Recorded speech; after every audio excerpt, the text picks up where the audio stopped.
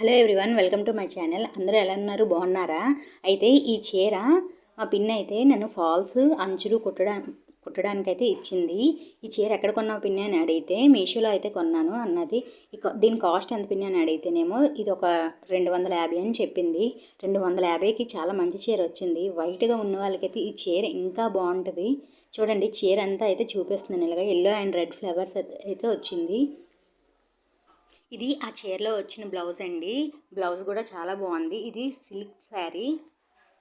ఇలా black blouse మీద అక్కడక్కడ వైట్ డాట్స్ అయితే వచ్చాయి. జాకెట్ కూడా చాలా బాగుంది. కానీ ఏమన్నదంటే మా పిన్ని, నాకు బ్లౌజ్ అయితే కుట్టొద్దమ్మా, ఓన్లీ అంచులు ఫాల్స్ అయితే కుట్టు అని చెప్పింది.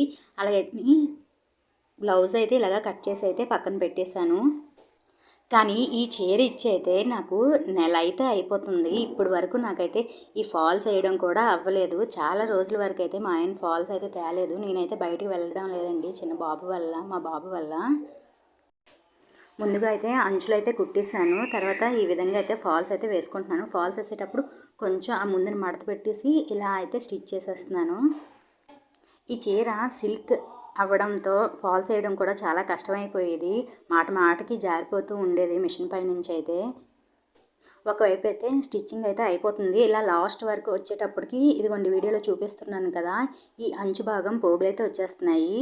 ఇలా లోపలికైతే ఫోల్డ్ చేసుకొని అయితే స్టిచ్ అయితే వేసుకోవాలి. అప్పుడు పోగులని బయటికి రాకుండా, బయటికి కనిపించకుండా ఉంటాయి. నీట్గా కూడా కనిపిస్తుంది. ఇలా ఫాల్స్గా అయితే అటువైపు ఇటువైపు అయితే కుట్లు వేస్తాను, అయిపోయింది. ఇంకా ఇది ఇంకొక చివరి భాగము. ఇలా జాకెట్ పీస్ అయితే తీసేసాం కదా, అది అంచులు అయితే ఈక్వల్గా చేసేసి ఇక్కడ కూడా కుట్టేసుకోవాలి. చీరకు 2 అంచులు కుట్టేసి ఫాల్స్ అయితే వేస్తాను.